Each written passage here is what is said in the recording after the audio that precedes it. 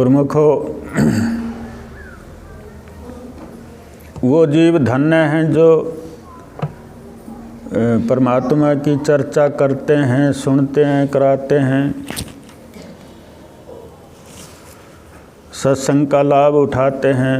आज इस पूर्णवासी के पर्व पर आप सबको धन्यवाद, मुबारकबाद। मालिक आप सबको सुख शांति दे, परमात्मा का भजन करने की शक्ति दे परमपिता परमात्मा।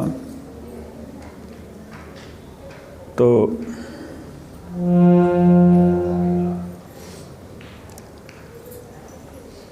सुमरन करना, उसका ध्यान करना, सत्संग सुनना, ये कल्याणकारी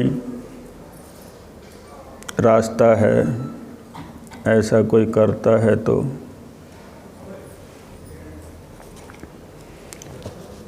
गुरुमुखो,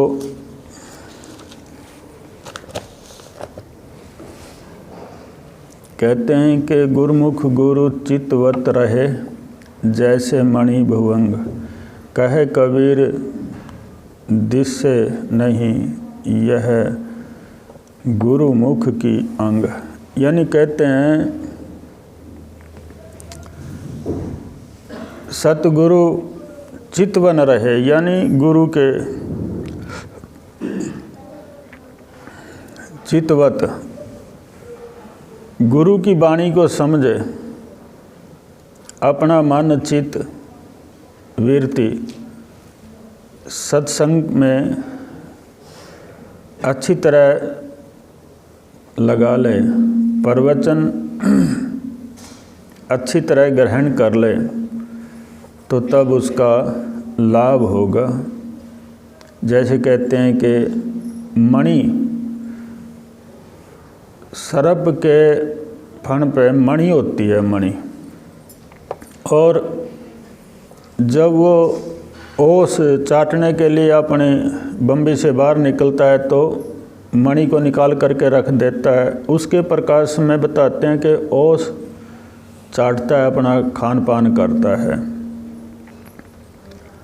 लेकिन वो सब कुछ करता है, उसका ध्यान मणि के अंदर है। कहने का मतलब मणि में उसका ध्यान है। मणि में मणि को कोई छू नहीं सकता किसी कीमत पर, चाहे आप मर जाएगा, चाहे दूसरे के प्राण ले लेगा। इसी तरीके से कहा है कि यह गुरुमुख को अंग, कि जो सच्चा गुरुमुख है वो अपना पवित्र अंतकरण करके और गुरु वाणी को सुने तो बताया जाता है उसका निश्चय ही मोक्ष है। वो परमात्मा से उसका मिलन हो सकता है और परमात्मा के वो दर्शन कर सकता है। तो जब तक हमारे अंदर सच्ची लगन, सच्ची भावनाएं गुरु के प्रति, गुरु के ज्ञान के प्रति अगर नहीं होंगी, तब तक हम अपना कल्याण नहीं कर सकते। कई बार इंसान के मन में ये आ जाता है कि गुरु मेरा कल्याण आप ही कर देगा। नहीं, ऐसी बात नहीं। गुरु तो ज्ञान के दाता होते हैं, ज्ञान दे देते हैं, लेकिन प्रेरणा करते हैं भी तुम भजन कर, तो तभी गुरु कुछ कर सकता है। अगर आप भजन नहीं करेंगे तो गुरु आपका कल्याण कैसे कर सकता है। गुरु की कृपा तो हुई, ज्ञान की प्राप्ति होगी आपको, अब चलना तो आपने है। तो गुरुमुखो, ये परम पिता परमात्मा का ज्ञान प्राप्त करके इतना सुंदर पवित्र, जो कि अपने को भी पवित्र करता है, दूसरे को भी करता है, वातावरण को भी शुद्ध करता है। ज्ञान एक इतनी बड़ी शक्ति है। ज्ञान प्राप्ति करके और जो भजन नहीं करता, ज्ञान मैंने ब्रह्म विद्या, वो ब्रह्म विद्या का दोषी बन जाता है जीव, जो गुरु से ज्ञान प्राप्त करके भजन नहीं करता, गुरु की आज्ञा का पालन नहीं करता, सत्संग नहीं सुनता, वो दोषी हो जाता है। गुरुमुखो, हमें अच्छी तरह समझना है, जीव ने अपना कल्याण खुद ही करना है भजन करके। कहते हैं कि गुरुमुख गुरु चितवत रहे, जैसे साहा दीवान, और कबीर नहीं देखता है वही को ध्यान। कहते हैं कि गुरुमुख गुरु चितवत रहे, गुरु के सामने रहे और इतना सुमरन करे कि पल पल गुरु के याद आंदी रहे शिष्य की, शिष्य गुरु के याद आता रहे। और जब गुरु की याद, गुरु शिष्य को याद करते तो गुरु शिष्य के अंदर अपने आप ही नाम चालू हो जाता है। ये ऐसा विधान बताते हैं। जैसे शाह दीवान, जैसे एक शाह है एक दीवान है, शाह देने वाला है दीवान लेने वाला है, दोनों का तालमेल एक साथ रहेगा। अगर दोनों में कोई, इनमें से एक में भी कोई कमी आ गई तो वो उनका कार व्यवहार नहीं चलेगा। तो इस तरीके से अपना परमपिता परमात्मा की तरफ जाने के लिए आपने सिर्फ नाम का ही तो सुमरन करना। और यहाँ तक है कि ना आपको दीपक जलाने की ज़रूरत है, अगर आपने स्नान नहीं किया तो तब भी उसका सुमरन कर सकते हैं। आप चल रहे हैं सफ़र में तब भी उसका सुमरन कर सकते हैं। अगर आप रसोई में खाना बना रहे हैं तब भी उसका सुमरन कर सकते हैं। जहाँ भी हो, जैसे भी हो, आप उसका 24 घंटे सुमरन कर सकते हैं। परमपिता परमात्मा की ऐसी लीला है, वो स्वीकार करता है। हर अवस्था में भजन जो करता है परमपिता परमात्मा स्वीकार करता है। और जब गुरु से ज्ञान प्राप्त इंसान कर लेता है और उस शब्द का जाप छोड़ करके अन्य बहुत सी पूजाओं में लग जाता है, बहुत सी धारणा धार लेता है और उनमें लग जाता है, तो कहते हैं कि वो जीव अपने आप को बर्बाद कर रहा है। ब्रह्म विद्या उसको श्राप दे देती है, और जब ब्रह्म विद्या श्राप दे देती है उसका कोई उपाय नहीं है, वो उस जीव ने भुगतान करना पड़ेगा, उसका कोई उपाय नहीं है। तो गुरुमुखो, जैसे आप दुर्गा सरस्वती का पाठ कराते हैं घरों में विद्वानों से, ब्राह्मणों से, दुर्गा सरस्वती के अंदर भी इस ज्ञान की बड़ी भारी महिमा बताई गई। महाशक्ति ने कही, महाशक्ति कहती है कि तीनों लोकों में जितने भी देवता हैं वो सब मेरे में ही समाये हुए हैं, और जो मेरी पूजा करता है सब देवताओं की पूजा हो गई है। महाशक्ति कहती है कि मैं खुद ब्रह्म हूँ, जगत पिता ने मेरी आत्मा को प्रकट किया है, और मेरे को छोड़ करके अन्य पूजा करते हैं, मैं उनका सर्वनाश कर देती हूँ। ये दुर्गा सप्तशती में पढ़ के देखो आप। और दुर्गा सप्तशती कहाँ से बनी? श्री मार्कंडेय पुराण से कुछ अंश लिए गए, और एक अध्याय ऋग्वेद का, उसमें से दुर्गा सूक्त लिया गया, जिसमें ऋग्वेद में भी उसका वर्णन है जो वेदों की वाणी संसार में कोई भी विद्वान झूठी नहीं कर सकता किसी कीमत पर। तो महाशक्ति कहती है विष्णु भगवान ब्रह्मा शिव ये सब मेरे अंग वसे हुए हैं, ये सब मेरे में ही हैं। अब महाशक्ति और भगवान विष्णु ये सब एक प्रकाश रूप हैं, अलग अलग अपनी अपनी मर्यादा में बंधे हुए हैं। जगत पिता ने जैसी जिसकी ड्यूटी लगा दी वो उसी में लगे हुए हैं। तो गुरुमुखो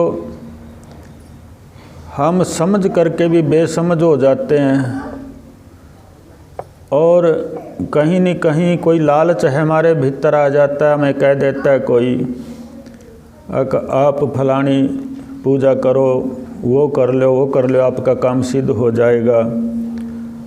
तो आप उस टाइम ये भूल जाते हैं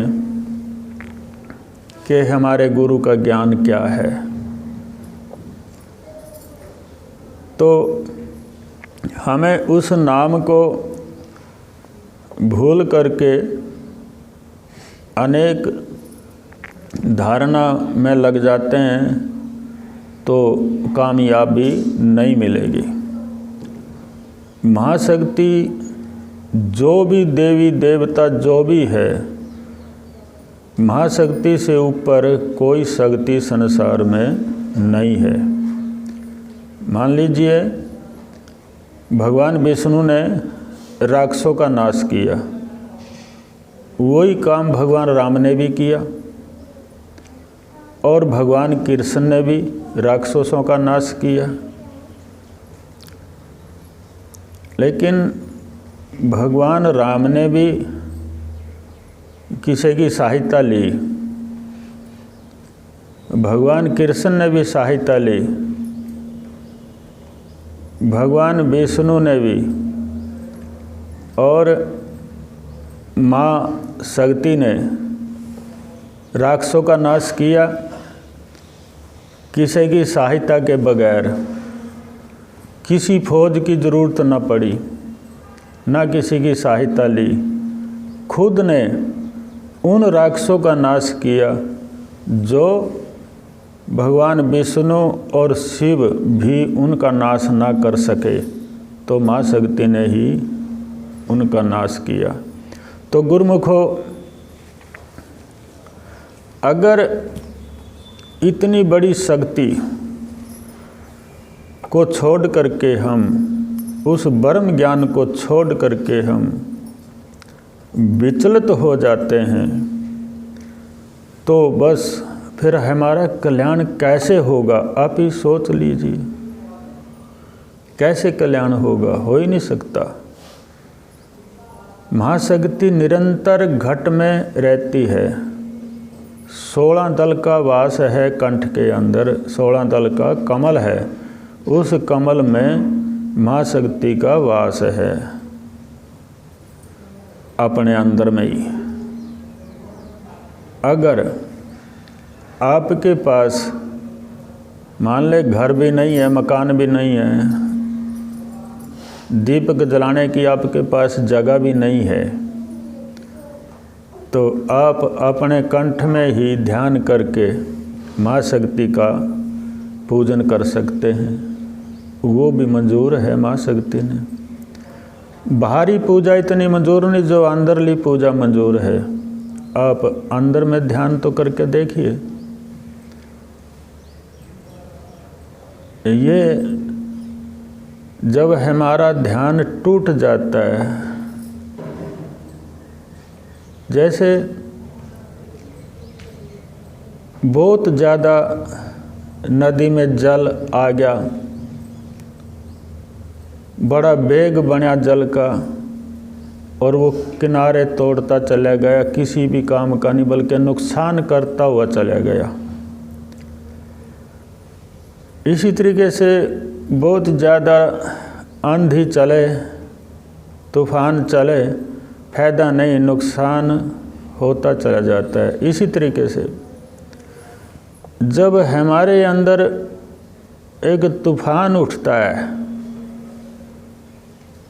ये कर लूँ वो कर लूँ वो कर लूँ, जब ऐसी घटना अपने अंदर घटती है, मन बेचैन हो जाता है, चंचल हो जाता है, भागा दौड़ी मिट जाती है, नींद नहीं आती, भूख नहीं लगती, तो उस टाइम हम ना अपना भला कर सकते और ना ही किसी और का भला कर सकते। हम भला नहीं कर सकते, ना अपना ना किसी और का। क्यों? हमारे अंदर भी तूफान उठता है, तो जो गुरु ज्ञान है उसमें ये ताकत है। अगर 10 मिनट 15 मिनट बैठ करके ध्यान कर लें परमपिता परमात्मा का, ये उठा हुआ तूफान, ये बेचैनी शांत हो सकती है। अगर आप अपना मन चंचल करके तूफान ठा करके अपने अंदर कुछ चाहते हैं, नहीं बल्कि कुछ खो देंगे, पाएंगे कुछ नहीं, खो देंगे ज़्यादा। तो इसीलिए हम दुखी हैं, हम शांत नहीं। झगड़ा घर में, झगड़े से किसी का आज तक फायदा नहीं हुआ, नुकसान होता है। तो थोड़ा पहले समझ ले भाई गुरु क्या कहते हैं, हमारे सदगुरु क्या कहते हैं, उनकी क्या चेतना है, हमारे को क्या बताया हुआ है। हम सब विचलित हो जाते हैं इस प्रकृति के कार्य में। प्रकृति का जो रंग रूप है, उस प्रकृति के रंग रूप में हम विचलित हो जाते हैं। लेकिन परमपिता परमात्मा तो एक बार पूरा रंग रूप देता है प्रकृति में, सब चीज़ों को, जितना भी है, जो भी है। लेकिन वो हमेशा के लिए नहीं, कुछ समय के लिए, कुछ टाइम के लिए होता है। और हम इस बात को भूल जाते हैं कि भी ये कुछ समय और कुछ टाइम के लिए है। अब इसमें हमने समझना चाहिए, इस प्रकृति के रंग रूप में हमें अपने को नहीं फंसाना चाहिए। और ज्ञान का जो रंग रूप है वो कभी फीका नहीं पड़ता, जैसे शुरू में ऐसे ही आखिरी तक रहेगा। जैसे आदि यानी परमपिता परमात्मा ने जब सृष्टि रची उस टाइम से लेकर के और जब तक ये सृष्टि रहेगी, तो वो ज्ञान, वो परमात्मा जो कि तू नू की नू रहेंगे। तो गुरुमुखो, इंसान को ही समझाया जाता है और इंसान ही समझ जाता है।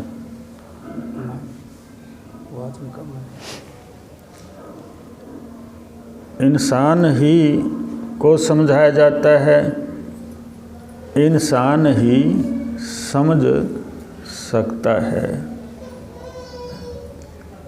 तो एक बार भगवान बुद्ध से उसी के शिष्य ने पूछा कि भगवान, संसार में कौन फंसा हुआ है और कौन लिकड़ा हुआ है?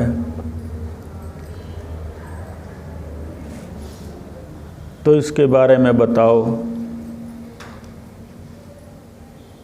तो भगवान बुद्ध बोले, कोई बात नहीं भाई, समय आवेगा मैं बताऊंगा। कुछ दिनों के बाद एक गांव में गए। जब पता लगा लोगों ने भगवान बुद्ध आ रहे, तो लोग इकट्ठे होने लगे। उसी गांव में एक औरत के गर्भ में बच्चा था और वो बच्चा बाहर नहीं आवा है। बहुत दिन बीत गए, सालों बीत गए। वो भगवान बुद्ध के पास गए और जाके बोले, अग जी मैं बहुत दुखी हूँ, बच्चा मेरा बाहर नहीं आ रहा।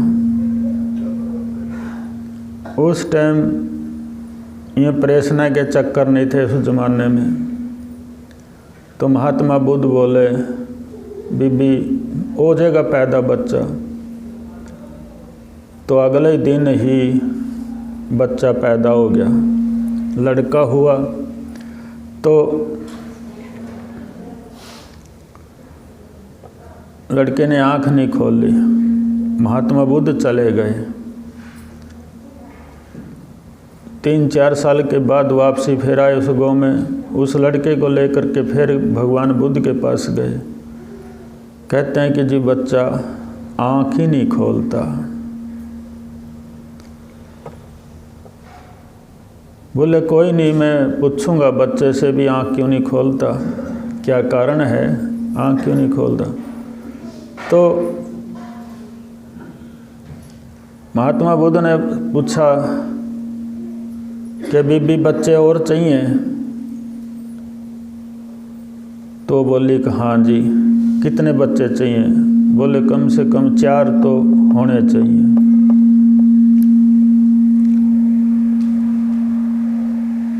बोले ठीक है।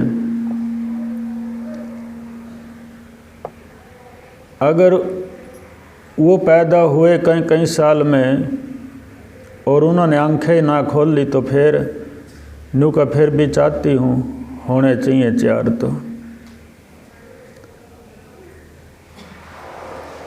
अब उस महात्मा बुद्ध उस बच्चे से बोले, भाई बेटा आंखें खोल ले। तो बच्चा कहता है, भगवान अगर मैंने आँख खोली तो यह संसार दिखाई देगा और मैं इस संसार में फंस जाऊंगा। मैं तो परमात्मा की तरफ जाना चाहता हूँ, यानी संसार की तरफ नहीं जाना चाहता।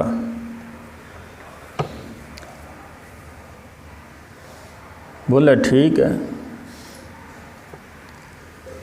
अब भगवान बुद्ध कहते हैं, ले भाई देख, संसार में फंसा हुआ देख, ये औरत जो है ये तो संसार में पूरी तरह से फंसी हुई है।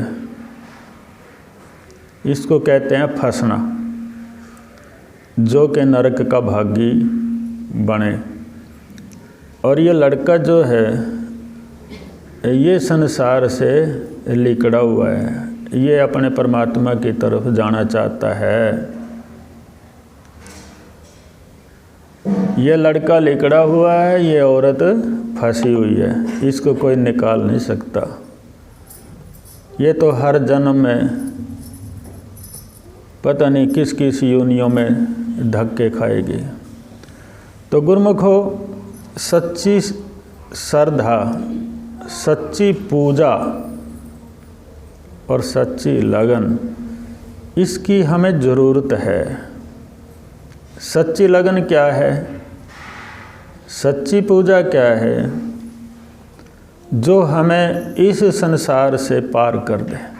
मान लीजिए आप आज उसका परमात्मा का भजन भी ना करें, सत्संग भी ना सुने और आप बिल्कुल ही अपने काम में अस्त व्यस्त रहें, जो चाहें आपने वही मिलता रहे, आपकी मनोकामना पूरी होती रहे सारी जैसे भी चाहोगे, तो आखिरी शरीर तो फिर भी छूटेगा, संसार तो फिर भी छूटेगा, आपका परिवार आपसे छूटेगा। तो अगर जिंदे जी छोड़ दें आप, मरने के बाद छूटेगा तो आपके बस की बात नहीं थी, वो तो छूटेगा। लेकिन जिंदे जी थोड़ा त्याग कर दें, परमात्मा की तरफ चल पड़े, तो आपका बड़ा कल्याण हो सकता है, बहुत फायदा हो सकता है। अब अंधेरा कौन चाहता है? सब प्रकाश चाहते हैं, प्रकाश होना चाहिए, दिन रहना चाहिए, रात नहीं हो। अंधेरा कोई चाहता ही नहीं। अगर किसी कमरे में अंधकार है, उसमें एक दीपक जलाया जाए तो उसमें प्रकाश हो जाता है और वो कमरा भी चमकेगा, सुथरा लगेगा, सोना लगेगा प्रकाश के जरिए। आपका परिवार तो है, आप परिवार में हैं। बिन ज्ञान सत्संग के, बिना ज्ञान और बगैर सत्संग के, बिना गुरु के आपके घर में, आपके अंदर में अंधकार है। आप बेशक कहते हो हम बहुत अच्छा हमारा कारोबार है, कहते रहे बहुत अच्छा कारोबार है, लेकिन है तो अंधकार में ही। अंदर भी अंधकार है, बाहर भी अंधकार है। तो जब तक ये अंधकार नहीं मिटेगा तब तक गुरु की शरण ना लोगे। जब तक आप गुरु की आज्ञा का पालन नहीं करेंगे तब तक आपका अंदर का अंधकार नहीं मिटेगा। और जब अंदर का अंधकार मिट जाता है तो उसके बाद आपने आपके अंदर जो शक्ति हैं वो उनके दर्शन शुरू होते हैं उन्हें। ये अपने इतिहास कहते हैं, महापुरुष कहते हैं। और फिर आपने ये लगेगा भी ये जो बाहर हम मेरा मेरा कर रहे हैं ये तो मेरा है ही नहीं, हमारा तो जो है वो तो कुछ और है। तो इसलिए हमें थोड़ा विचार करने की और समझने की ज़रूरत है। गुरुमुख गुरु आज्ञा चले, छोड़ी दे सब काम, कहे कबीर गुरु देव को तुरत करे प्रणाम। कहते हैं कि गुरु मुख गुरु आज्ञा चाले, गुरु की आज्ञा के अनुसार चाले।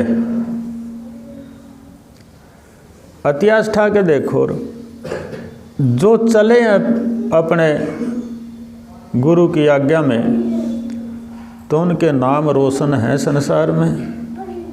उनके माँ बाप ना नहीं कोई पूछता, उसके रिश्तेदार प्यारे मित्र ना नहीं कोई पूछता, उस भक्त का नाम चल रहा है संसार में जो गुरु आज्ञा में चल रहे। और छोड़ दे सब काम, गुरु की आज्ञा जब इंसान मानता है तो और तो काम छोड़ना पड़ेगा उसने, सब तो साथ में लेकर नहीं चल सकता। जिस काम को हम अपना कहते हैं तो वो काम अपने नहीं है, अपना तो ये शरीर भी नहीं है।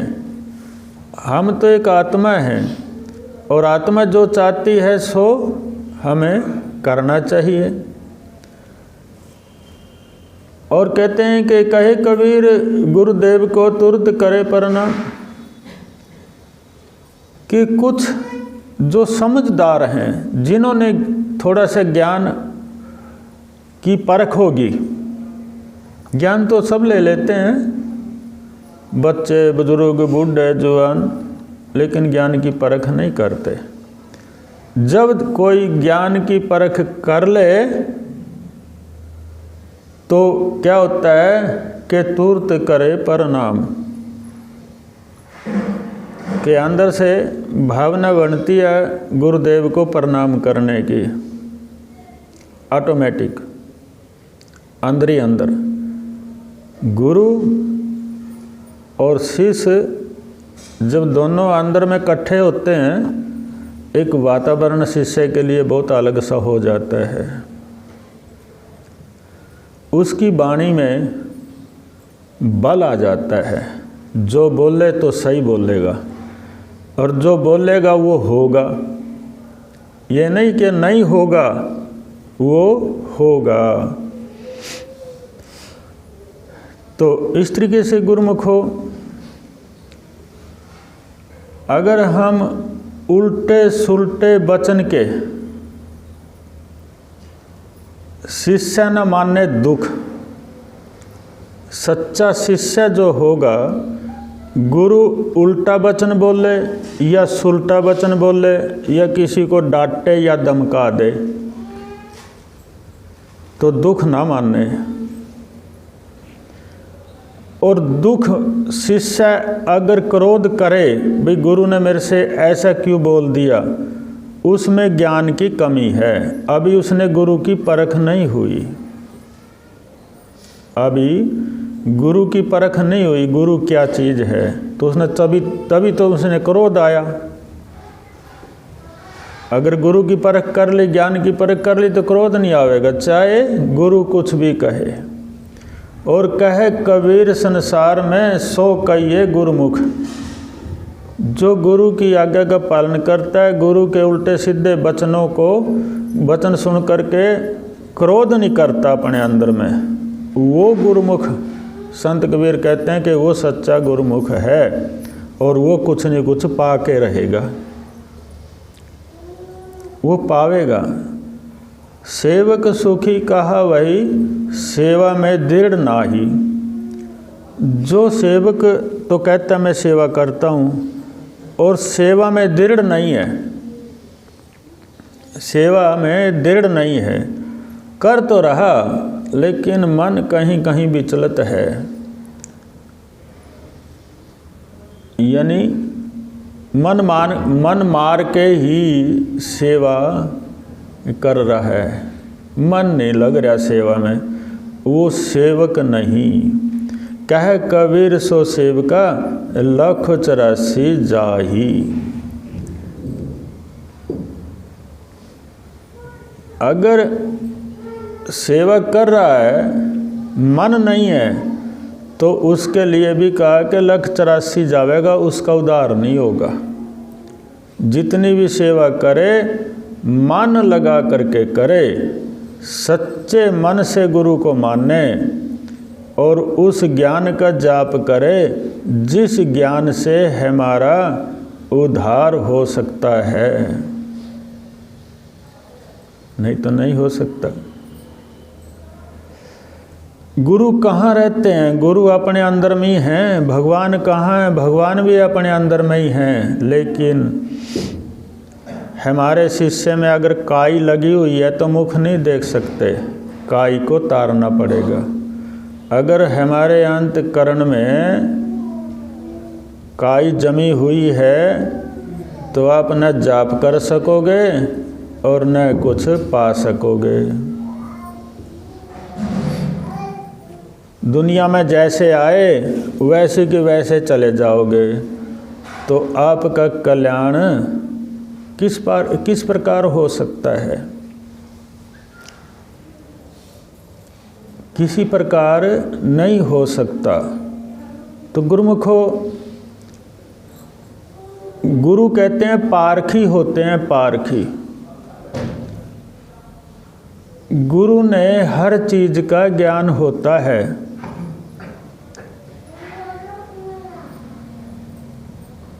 लेकिन गुरु उसी ज्ञान को शिष्य ने देता है कि जिस ज्ञान से शिष्य का कल्याण होता है। गुरु पारखी होते हैं, संत विचार कर लेते हैं।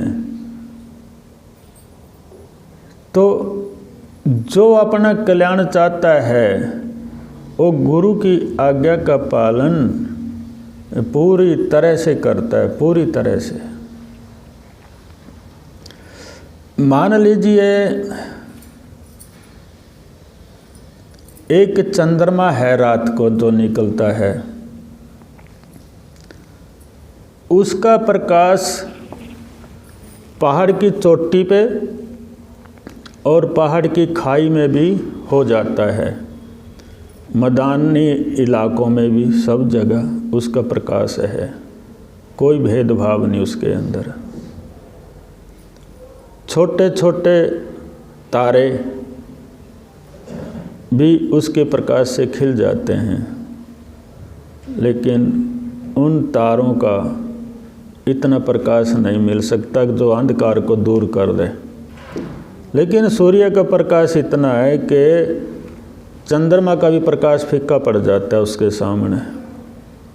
ब्रह्म ज्ञान, ब्रह्म ज्ञान एक कितनी बड़ी शक्ति है, जो नाम ब्रह्म का जाप जो है, जो उसका नाम जिसके अंतकरण में ओतप्रोत हो गया उसका जाप करता है, सूर्य की तरह प्रकाश उसके अंदर रहता है। फिर हम तारों की पूजा करें तो हमारे वर्गा बेवकूफ़ कौन है। जब हम सूर्य के नज़दीक पहुंच रहे, सूर्य का प्रकाश हमारे अंदर प्रकट हो गया, तो हम तारों की पूजा किस लिए करेंगे? करने की ज़रूरत नहीं। तो एक बार क्या होया, मेरे पास एक सेठ आता था, 3-4 भाई थे। एक भाई के बेटे की मुँह में कोई हरकत थी, तो सब ने मिल कर के सोचा भाई मद भागवत का पाठ करावें। किसी ब्राह्मण ने सलाह दे दी होगी और इस बीमारी की रांद कट जाएगी। वो जो मेरे पास आता था उससे भी बोला भी तुम भी शामिल हो जा। वो मेरे पास आया, बोला जी ऐसे ऐसे बात है, मैं जाऊँ? मैं कहा भाई मैं तो आज्ञा देंदा नहीं, और तेरा भाईचारा है वो तेरी मर्जी है, जा ना जा, शामिल हो जा ना हो, लेकिन होने वाला कुछ नहीं। अगर उस बीमार को उड़ा ले आओ मेरे पास, 5-4 सत्संग सुन ले, 10 सत्संग सुने, उसका कल्याण हो जाएगा, बीमारी दूर हो जाएगी, परमात्मा की भक्ति में लग जाएगा वो जीव। उनकी बात हुआ समझ में नहीं आई। उन्हें ब्राह्मण बैठा लिए, कथा करी, पाठ करे, क्या करे, 11 दिन। तो 11वें दिन हवन करते हैं। हवन करने लगे, सारा परिवार बैठा था।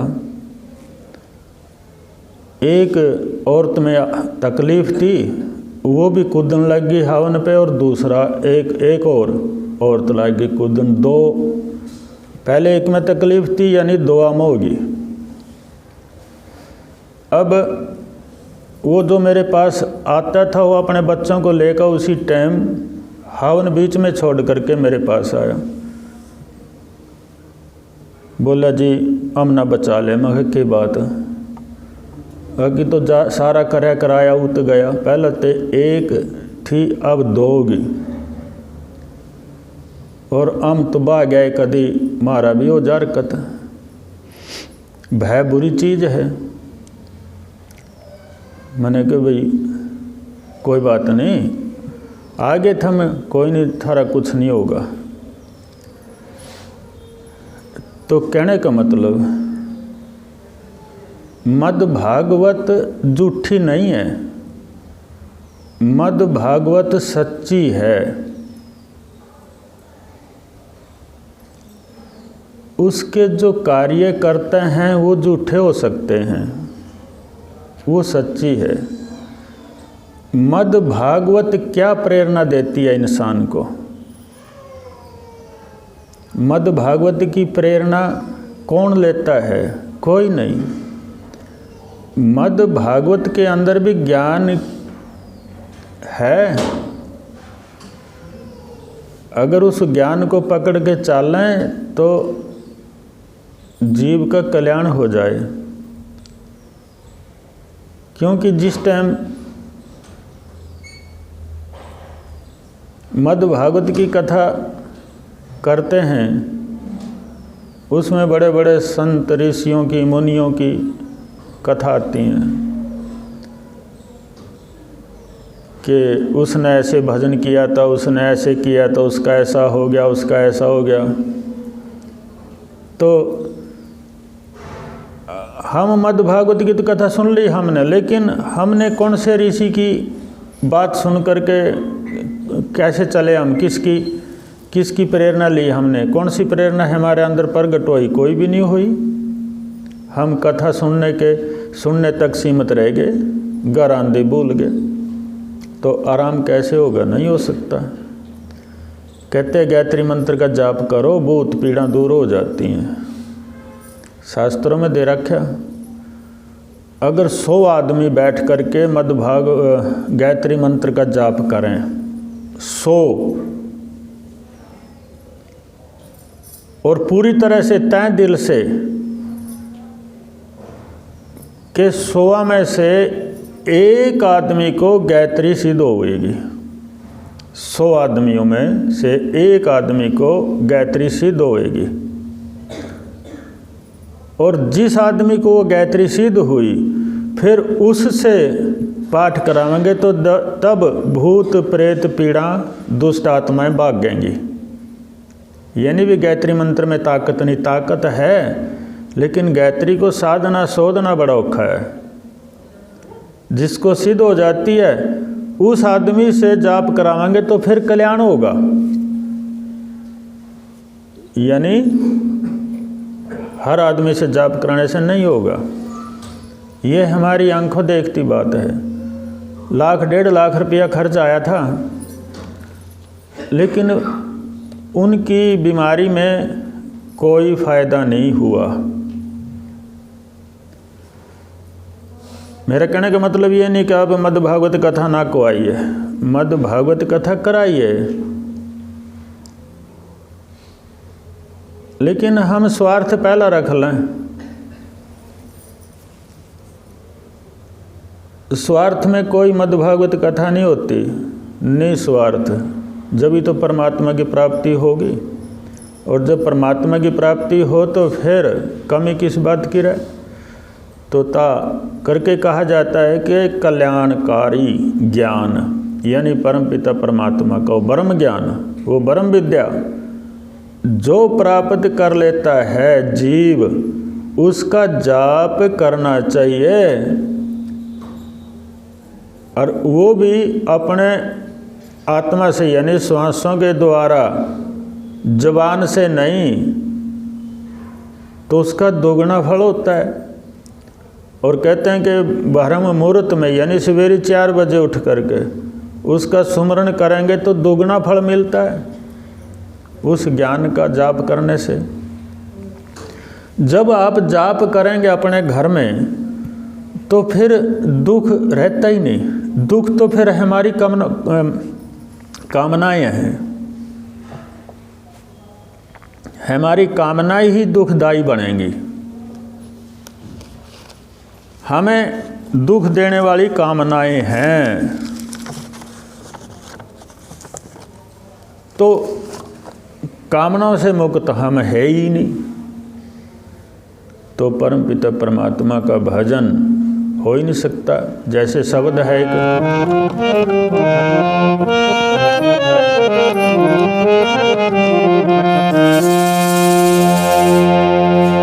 जिस दिन होगा दर्श तुम्हारा, होगा जीवन सफल है हमारा।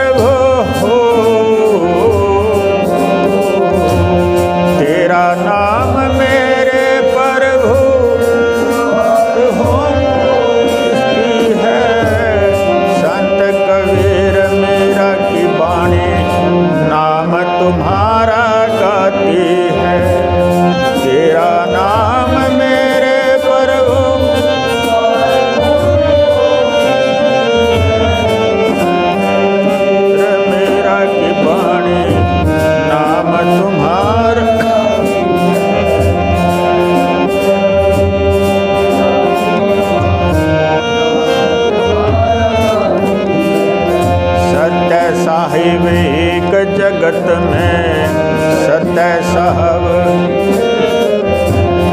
सबके पालनहार।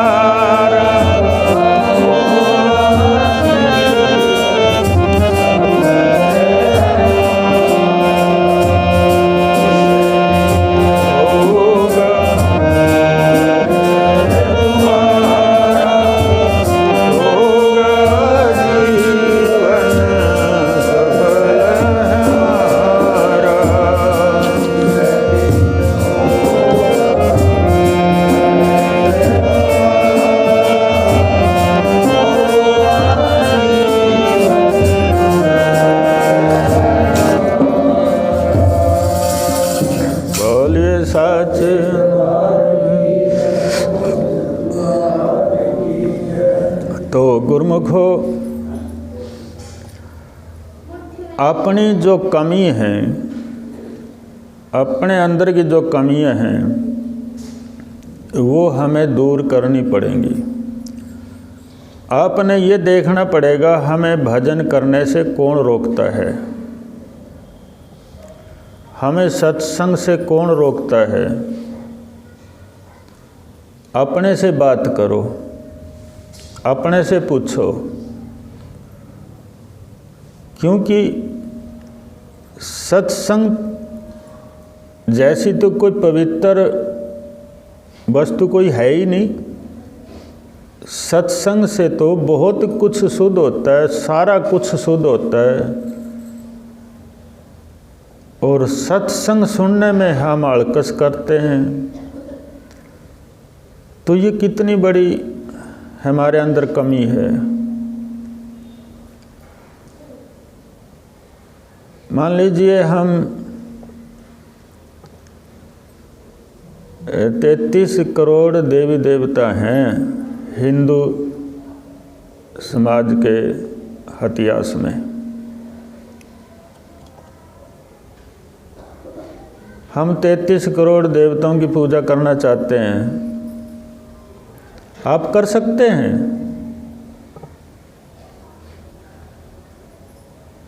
उसका ढंग है करने का। ये नहीं होगा कि आप 33 करोड़ देवताओं के मंदिर बनवाएं फिर ही पूजा होगी, नहीं। इसके बारे में हमारे महापुरुष संत कहते हैं कि जैसे एक वृक्ष है, उस पर हजारों फल लगा हुआ है, हजारों फूल हैं, आप सबको पानी देंगे ऊपर जा कर के कोई फ़ायदा नहीं। वृक्ष के जड़ में पानी दे दे तो सारा वृक्ष हरा भरा रहेगा, आपका फल भी, वृक्ष का फल जो होगा वो बिल्कुल पूरा मीठा बनेगा, फूल भी अच्छे होंगे जड़ में पानी देने से। इसी तरीके से ब्रह्म ज्ञान के बारे में कहा जाता है, ब्रह्म ज्ञान की प्राप्ति कर ले और उसका सुमरन कर, बस सब खुश हैं, टोटल खुश हैं, कोई भी नाराज नहीं। तो इसीलिए गुरु की आज्ञा का पालन करना चाहिए, इसीलिए गुरु धारण करने पड़ते हैं कि हमारा कल्याण हो। कहते हैं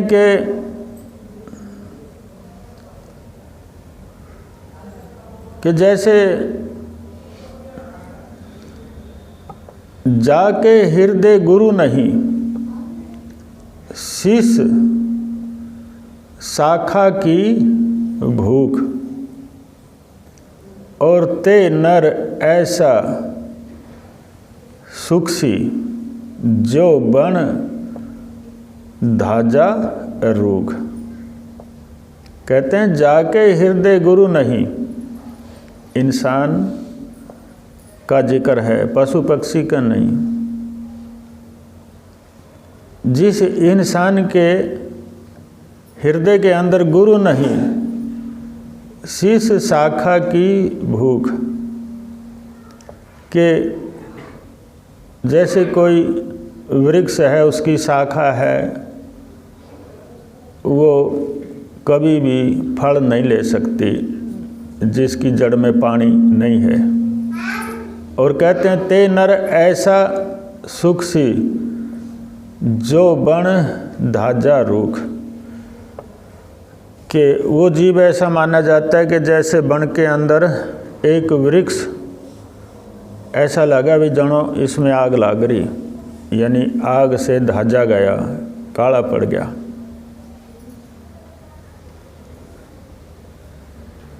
गुरु की इतनी बड़ी महिमा बताई, बहुत फायदे हैं। गुरु ज्ञान, गुरु मैंने ज्ञान, यानी जिसके हृदय में, जिसके अंतकरण में अगर ज्ञान नहीं है, वो क्या चाहता है,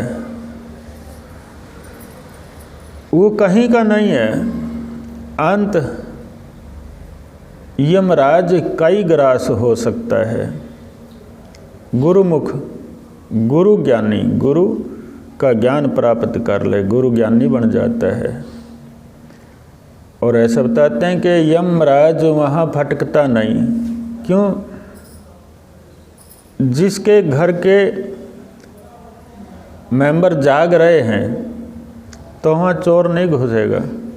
जो सारे बेचित होकर के सो रहे हैं तो चोर तो सोच लेंगे कहाँ चोरी कर सकते हैं।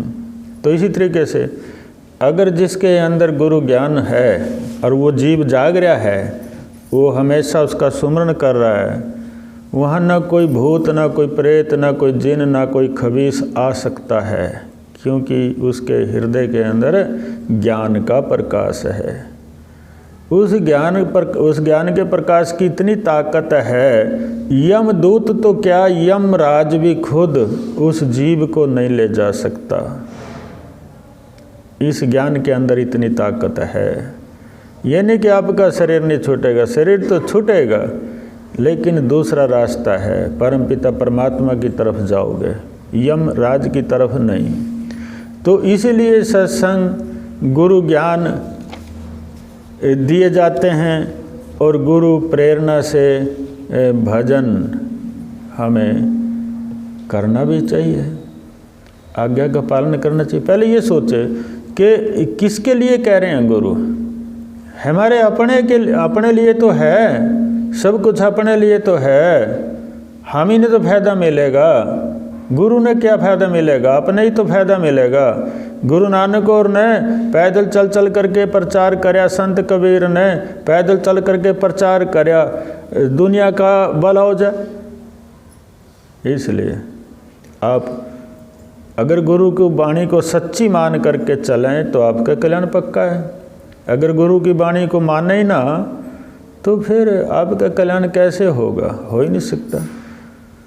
आपने नाम लिया, ज्ञान प्राप्त है, तो सिर्फ उसमें लगना है, भजन करना है, भजन करना है। घर में जवान बेटे हैं, बूढ़ा हल बा रहा, पहले हड़ां की खेती थी, और क्या होया, एक मुसाफिर चला जा रहा, पीछे से एक और बहुत आटा कट्टा नौजवान सफ़ेद कपड़े उससे जा मिला, वो भी दोनों इकट्ठे हो गए। बुजुर्ग हल चलाता है, बेटे को कमा करके खिलाने के लिए, भाई तो ये काम कर ले, सवेरे सब बेटों की ड्यूटी ला दे, और आप हल चलाता था। तो सफ़ेद पोश आदमी उस नौजवान से बोला, दूसरे से बोला, भाई ठहर जा 2 मिनट। बोले क्यों? अब ये हाड़ी जो है, ये बुजुर्ग हल छोड़ देगा, बैलों को छोड़ देगा, जूड़ा इनके ऊपर से तारेगा। जब ये जोत खोलेगा ना बैल का, तो बैल इसका सींग मारेगा सिरमा, और इसकी मृत्यु यहीं होएगी। और जवान बोले, जी ऐसी ये तो बड़ी बात खराब है कि दया भावना नहीं। बोले ये महाराज का खेल है भाइयों,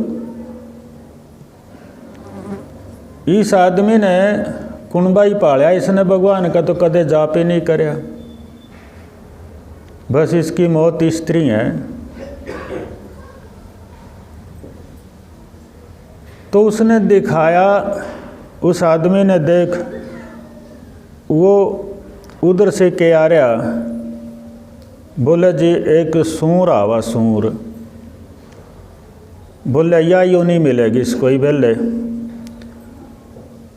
बस आज से 2 दिन के बाद सूरी की यूँ नहीं मिल, सूरी के पेट में जाएगा ये बात चल ही रही थी। इतने में उसने जोत खोले, बैल ने उसका सींग मारा सिर में, और उसकी मृत्यु वहीं होगी, कोई नहीं था उसके आसपास।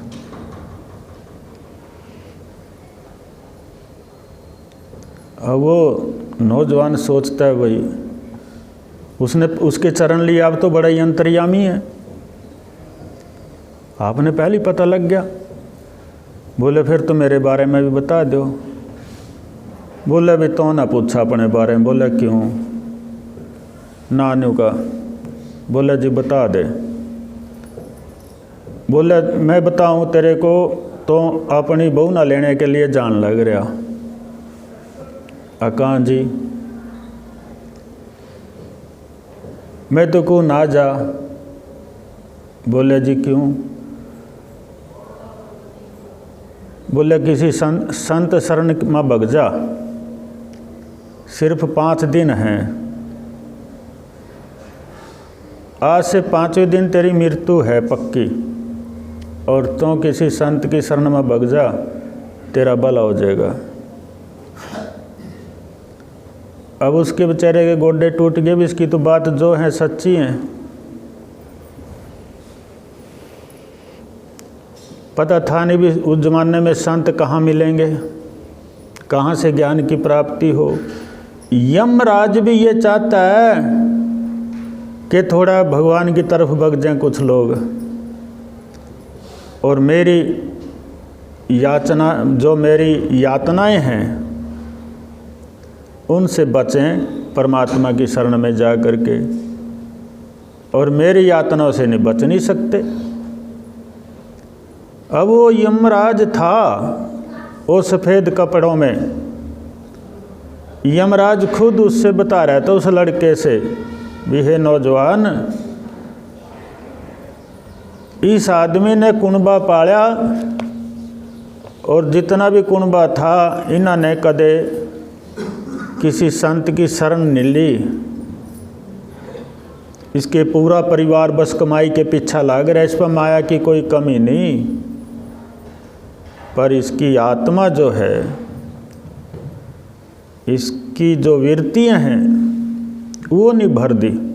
वृत्ति तो भर दी नहीं, जैसे आँख हैं सारा दिन देखती हैं, सवेर तक लेकर शाम तक ऐसा लगा लो, जब तक नहीं सोए तो तब तक देखती रहती आँख, लेकिन आँख भर दी को नहीं, आँख भर दी नहीं है, देखती हैं खूब, आँख फिर भी खाली की खाली है। इसी तरीके से मन जिसका चंचलता पकड़ जाता है, उसको कितना ही ज्ञान सुना ले, उसकी चंचलता खत्म ही नहीं होती। जब तक वो नहीं चाहेगा तभी तो चंचलता खत्म होगी, जब वो चाहेगा, नहीं तो हो ही नहीं सकती। वृत्तियाँ कदे नहीं भरती, वृत्तियों की मांग है 24 घंटे। तो इंसान इन बातों को समझ ही नहीं रहा, उसने अपनी आत्मा का ध्यान नहीं, न परमात्मा का ध्यान, सिर्फ वृत्तियों की आशा पूरी करने के लिए मन को भ्रमित, मन जो भ्रमित करता है इंसान को, मन को शांति करने के लिए, मन को शांत करने के लिए वृत्तियों की आशा पूरी करता है, मन शांत होता ही नहीं। अब क्या होता है, वो लड़का चला जाता है ससुराल में अपनी, उसने सारी कहानी सुना दी भी ऐसे ऐसे बात है।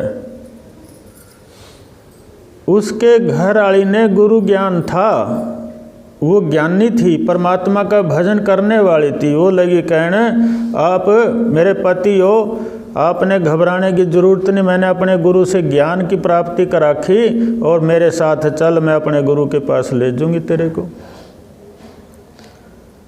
वो लड़की अपने गुरु के पास जाकर के प्रार्थना करती है, गुरुदेव ऐसे ऐसे बात है।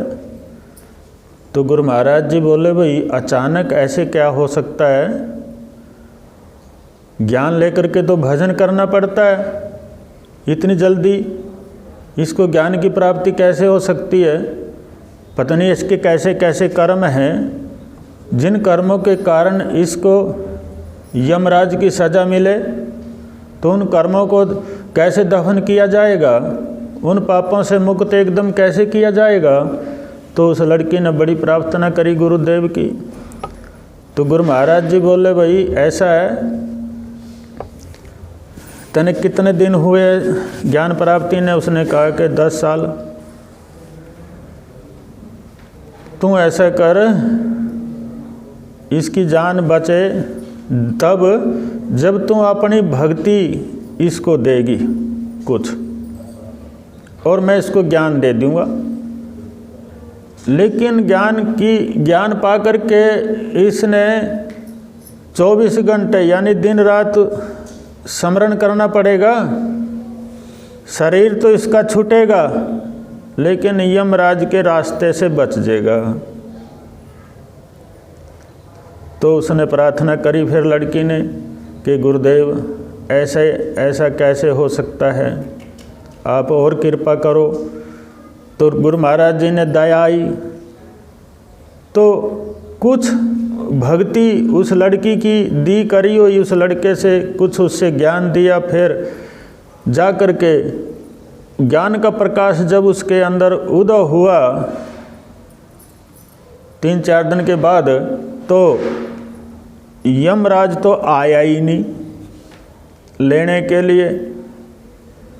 और जब वो जाप कर रहा है तो परमपिता परमात्मा ने भी नहीं उसको कुछ कहा, पार्षद भी नहीं आए लेने के लिए। तो उसकी कुछ उम्र और बढ़ गई। तो गुरुमुखो, जब सिर पे मौत आती है तो इंसान बड़ा जल्दी कोशिश करता है मैं किसी तरीके से बच जाऊं, फिर तो कुछ नहीं होता, फिर कुछ नहीं होता। तो करना है तो अभी कर ले, अभी। मान लीजिए हमारे बच्चे जवान हैं, अपना अपना कारोबार उन्हें थाम लिया, तो बच्चे किस लिए पाले? बुजुर्गों की सेवा करेंगे, अपने माता पिता की सेवा करेंगे। तो अब माता पिता ही नहीं सत्संग सुनना चाहता है, भजन करना नहीं चाहते हैं, साधना करना नहीं चाहते हैं, तो उन बेटों का बनेगा क्या? उनका सुख माता पिता कब लेगा? होना तो ये चाहिए खुद बुजुर्ग भी उनको शिक्षा दे, बच्चों को भी सत्संग में लगा ले। क्यों? एक कर्म एक ही है ये बस, अच्छा अपने कल्याण के लिए, और तो कोई दूसरा कर्म है ही नहीं।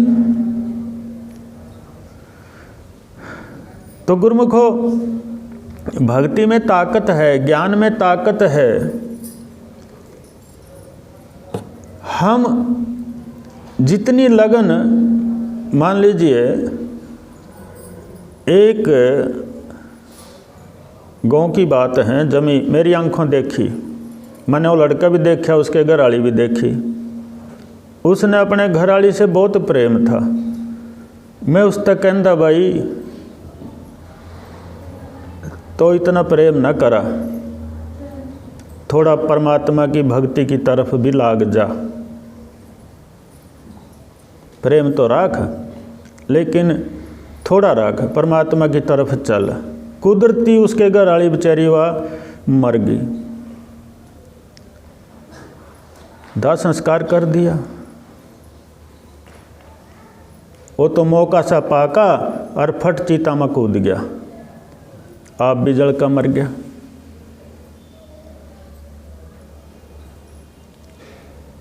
तो क्या होया? ये एक स्वार्थी प्रेम था, परमपिता परमात्मा का प्रेम नहीं था उसके प्रति, उसका प्रेम नहीं था। समझाया भी ना समझा, अब संगत बैठी सारी, इसमें बुजुर्ग भी हैं, बच्चे भी हैं, बूढ़े भी हैं, जवान भी हैं, सारी तरह के हैं। सत्संग में तो सारी तरह की बातें आ रही, लेकिन कोई पात्र है वो समझेगा, पात्र ही ग्रहण करेगा। जो पात्र नहीं है वो कैसे प्राप्त कर लेगा? नहीं कर सकता। वो उस परमात्मा की तरफ जा ही नहीं सकता परिवार को छोड़ करके। और परिवार तो छोड़ना नहीं पड़ता, बल्कि अपने अंदर से परिवार को काटना पड़ेगा। नरक में जाना मंजूर है, परमात्मा की तरफ जाने का मंजूरी नहीं है हमारे अंदर, वो मंजूर नहीं। हम समझते हैं कि कमाने से ही सब कुछ है, मेरी चौधर बनी रहेगी, लोग मेरे को कहेंगे इस पर बहुत पैसा है।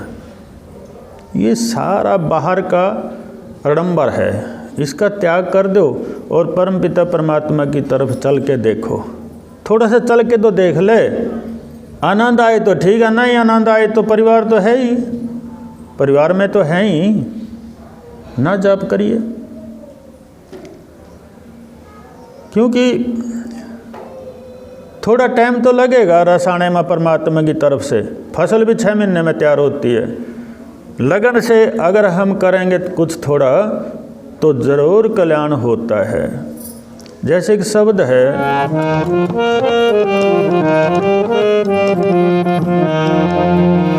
सत्य शुद्ध एक पल जो अंतःकरण आ जाए, एक पल के जाप से पाप मुक्त हो जाए। तो गुरुमुखो,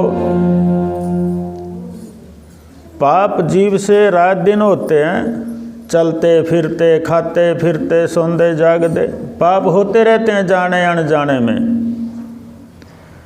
उस परम पिता परमात्मा के जाप करने से हर दिन का पाप खत्म होता रहता है। जाप करिए, तभी कहा है सत्य शुद्ध एक पल जो अंतःकरण आ जाए, एक पल के जाप से पाप मुक्त हो। जैसे कुछ आदमी ऐसे हैं स्नान करते हैं तालाब में, और वो एक बुर्जी पे खड़े होकर के भी कूद मारना चाहता है, पूरे शरीर से कूद मारेगा उसमें, बाकी शरीर का कोई हिस्सा बाहर नहीं, सारा कूद गया। इसी तरीके से एक पल का जाप कहा जाता है कि सारी चित्त वृत्तियों को बांध करके एकदम उस परम पिता परमात्मा का जाप कर ले। एक पल ही, कई साल नहीं, अगर एक पल के लिए आपकी वृत्ति मन शुद्ध उसमें लग गया तो आप पाप मुक्त से हो जाते हैं, पाप मुक्त हो जाएंगे। और जब आप पाप मुक्त हो जाएंगे उसके बाद फिर भजन करेंगे तो आपका भजन परम पिता परमात्मा में पूरे का पूरा लगेगा।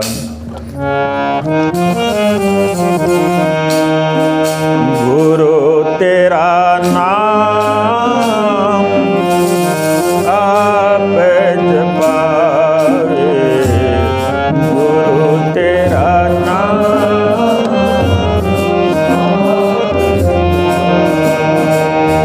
आप जपावे, सब सुख पावे, आप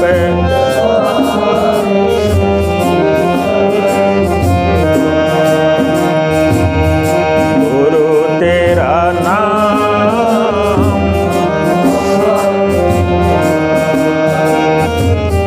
गुरु तेरा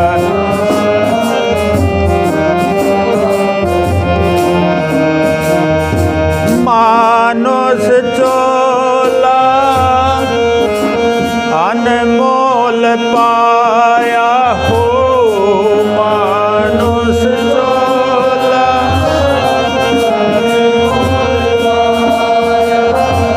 गुरु करी कृपा ना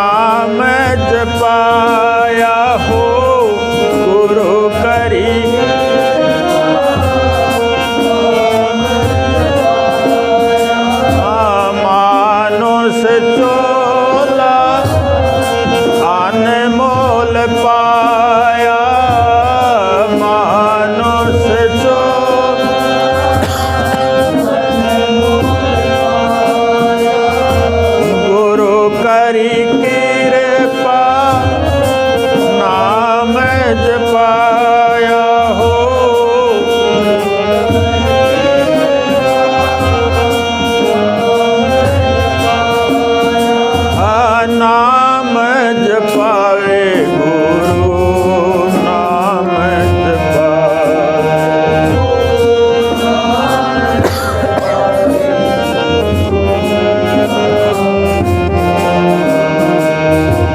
गुरु तेरा नाम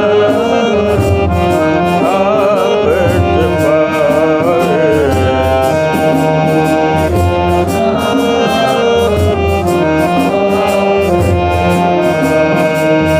आप जपावे सब सुख पावे। आप जपावे नाम जपे जो अमर पद पावे। नाम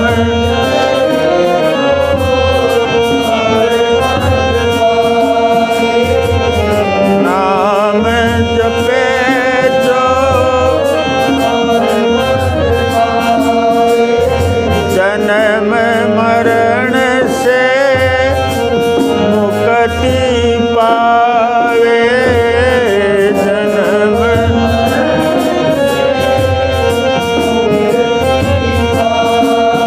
हो मुक्ति पावे जन्म भरम मिटावे।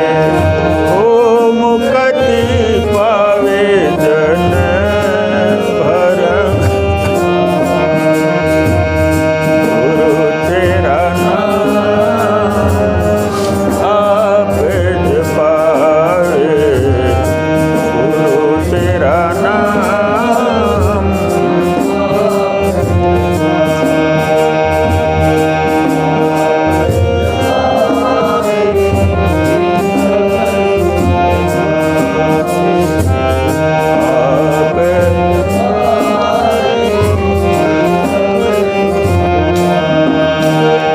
प्रभु का नाम बंदे मन में वसाले।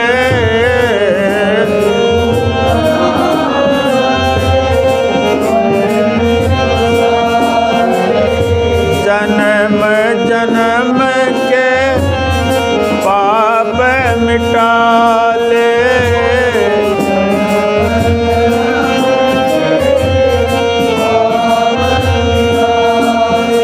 ओ जीवन को क्यों व्यर्था खोए। जीवन को क्यों व्यर्था। गुरु तेरा नाम आप जपावे। गुरु तेरा नाम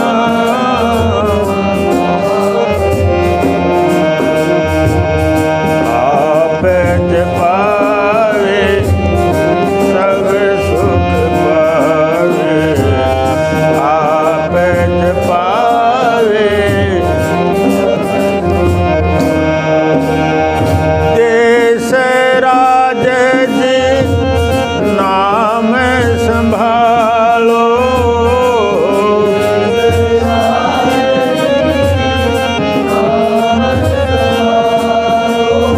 श्वास श्वास में शांति पालो।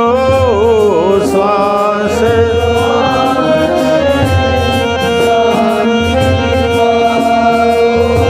शांति पावे जो नाम जपावे। ओ शांति पावे जो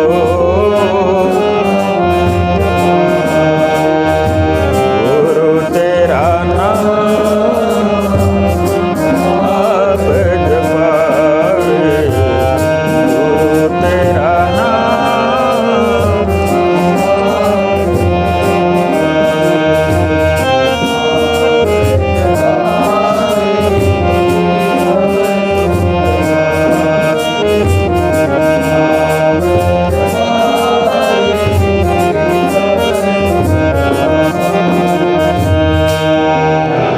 तो गुरुमुखो जब पूरी तरह से आपका अंतकरण शुद्ध हो जाए और नाम का जाप करे तो बताते हैं गुरु महाराज जी आपका जाप शुरू कर देते हैं। अपने आप ही जाप होगा, आपने कुछ भी करने की ज़रूरत नहीं।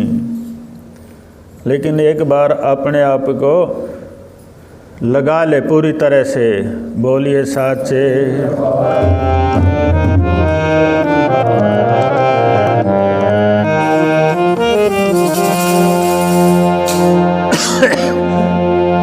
सतगुरु तेरी आरती दाता से आरती गावे बारंबार चरणों चित जोड़ के।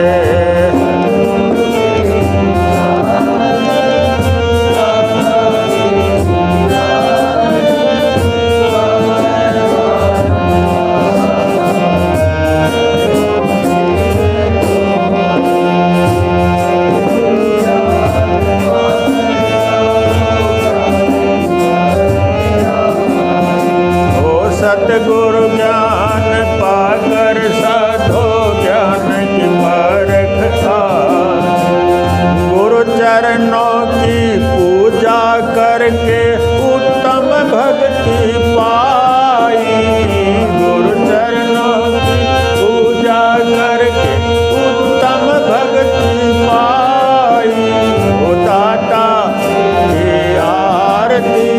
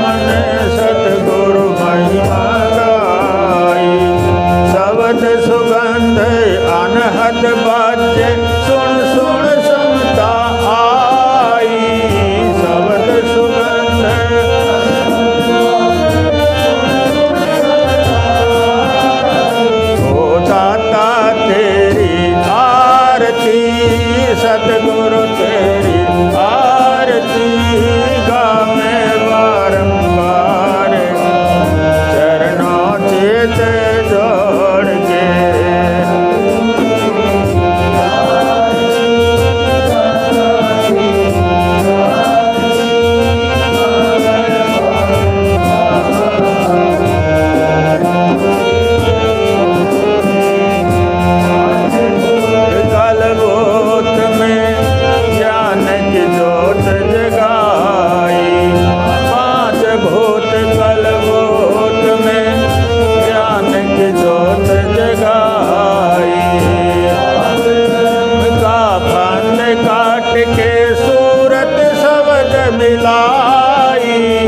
पाप कर्म का काट के सूरत शब्द मिलाई। हो दाता तेरी आरती सतगुरु तेरी आरती गावे बारंबार चरणों चित जोड़ के। आरती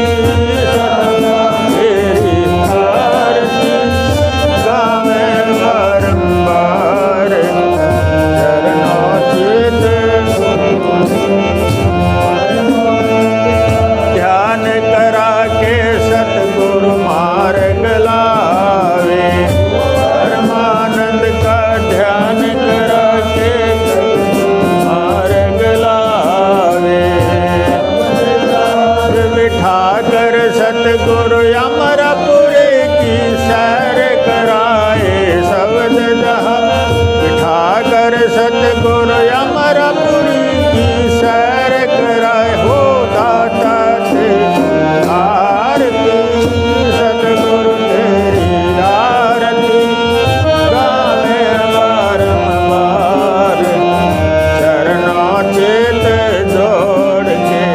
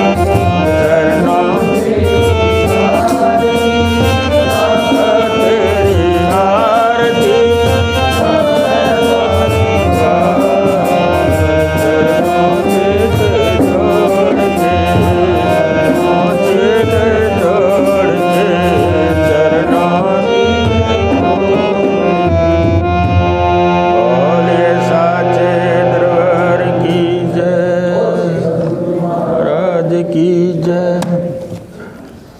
वाह जी।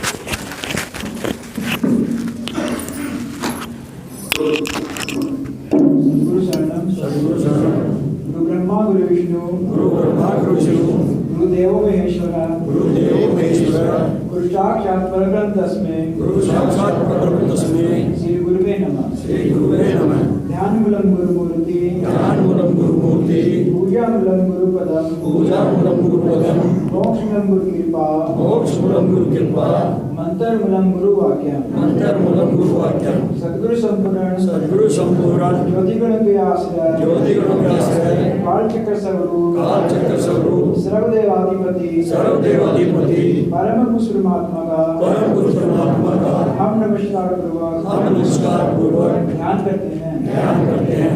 श्री लंबोदर गज बदन जय श्री गणेश विघ्न हरण मंगल करण काटो सकल क्लेश सर्व मंगल मांगल्य शिवे सर्वार्थ साधिके शरणं त्र्यंबके गौरी नारायण नमोस्तुते शब्द स्वरूपा निरंजनी नारायणी नमोस्तुते। ओम ऐं हरिं कलिं चामुंडाय विच्चे। ओम ऐं हरिं कलिं चामुंडाय विच्चे। ओम ऐं हरिं कलिं चामुंडाय विच्चे। ओम ऐं हरिं कलिं चामुंडाय विच्चे। ओम ऐं हरिं कलिं चामुंडाय विच्चे। अंतर्यामी एक तुम आत्म के आधार जो तुम छोड़ो हाथ तो कौन उतारे पार। हे प्रभु आप अजर अमर निराकार अखंड और संसारेश्वर हो। हे लीलानाथ सर्वाधार सर्व अंतर्यामी परमेश्वर हम आपको बारंबार नमस्कार करते हैं। हे प्रभु प्राणी मात्र की संपूर्ण कामनाओं को आप ही प्रतिक्षण पूरा करते हो। हमारे लिए जो कुछ शुभ तथा हितकर है उसे आप बिना मांगे ही हमारी झोली में डाल देते हो। आपके आंचल में अविचल शांति तथा आनंद का वास है। आपकी चरण शरण की शीतल छाया में परम तृप्ति और शाश्वत सुख की प्राप्ति है। हे जगत पिता परमेश्वर हमें सच्ची श्रद्धा तथा विश्वास हो हम आपकी अमृतमय गोद में बैठने के अधिकारी बने। अंतःकरण को मलिन बनाने वाली स्वार्थ संकीर्णता आदि शुद्ध भावनाओं से हम ऊंचा उठे। हे प्रभु काम क्रोध लोभ मोह ईर्ष्या द्वेष इत्यादि कुटिल भावनाओं से तथा सब मलिन वासनाओं को हम दूर करें। अपने हृदय की आसुरी प्रवृत्तियों में विजय पाने के लिए हे प्रभु हम आपको पुकारते हैं और आपका आंचल पकड़ते हैं।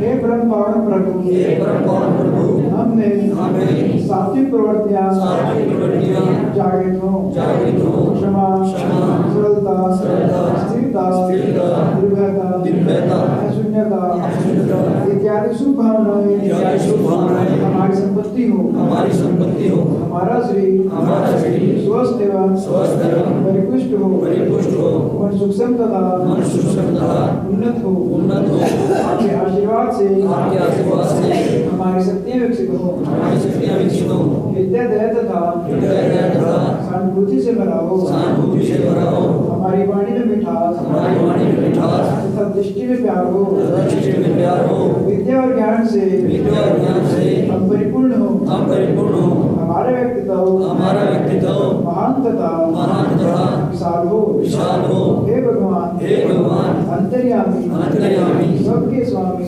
स्वामी अपने आशीर्वादों की वर्षा करो दिनापति दिनों के मध्य में चढ़ने वाले आपके चरणों में हमारा जीवन अर्पित हो, इससे अपनी सेवा में लेकर हमारा जीवन कृतार्थ करें। एक ओंकार परमानंद नाथ निरंजन निरंकार शब्द स्वरूप राम आपको नमस्कार बारंबार नमस्कार। सद्गुरु शरणम ओम शांति प्यार से बोलिए सच्चे दरबार की बोल सद्गुरु जी महाराज की जय।